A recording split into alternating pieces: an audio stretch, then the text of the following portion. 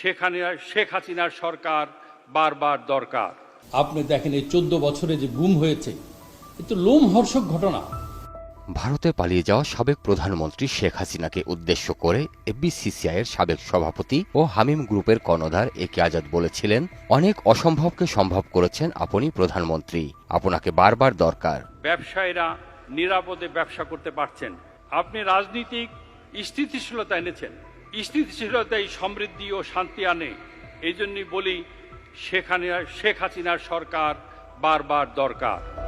পদ্মা সেতু সম্পর্কে বলতে গিয়ে হাসিনাকে উদ্দেশ্য করে তিনি বলেন, মাননীয় প্রধানমন্ত্রী, এটা শুধু ইট সুরকির সেতু নয়, এর মধ্যে রয়েছে আপনার অনেক আবেগ, অনেক ভালোবাসা, অনেক ডিটারমিনেশন। মাননীয় প্রধানমন্ত্রী, এটা শুধু ইট সুরকির সেতু নয়, এর মধ্যে রয়েছে আপনার অনেক আবেগ, অনেক ভালোবাসা, অনেক আপনাকে বলবো কি অনেক ডিটারমিনেশন। স্বৈরাচার হাসিনার পদলেহনকারী আজাদ শেষ দিন পর্যন্ত হাসিনা তন্ত্র টিকিয়ে রাখতে যুদ্ধ করেছেন। প্রথমত আমি তোমাকে চাই, শেষ পর্যন্ত আমি তোমাকে চাই, ভীষণ অসম্ভবও তোমাকে চাই। অথচ হাসিনা পালিয়ে যাওয়ার একদিন পর 7 আগস্ট তিনি বললেন, ইউনূস সরকারের প্রতি ব্যবসায়ীদের সমর্থন আছে। আজাদ 2024 সালের ডামি নির্বাচনে আওয়ামী লীগের হয়ে ফরিদপুরে ভোট করতে চেয়েছিলেন, কিন্তু পরে তিনি হাসিনার নির্দেশেই স্বতন্ত্র প্রার্থী হিসেবে নির্বাচন করে বিজয়ী হন। তিনি যে হাসিনার নির্দেশেই স্বতন্ত্র প্রার্থী হিসেবে ভোট করেন তার প্রমাণ ভোটের একদিন পর 9 জানুয়ারি তিনি বলেন, নেত্রী মনে করলে বিরোধী দল গঠন করব। সংশ্লিষ্টরা বলছেন, এভাবে আসলে ফ্যাসিস্টদের দোসররা নিজেদের আড়াল করে আবার লুটপাটে সামিল হতে চাইছেন।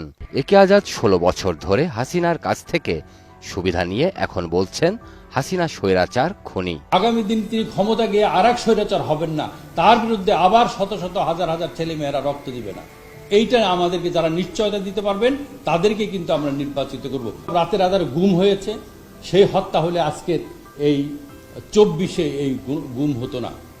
আপনি দেখেন এই 14 বছরে যে গুম হয়েছে, এ তো লোমহর্ষক ঘটনা।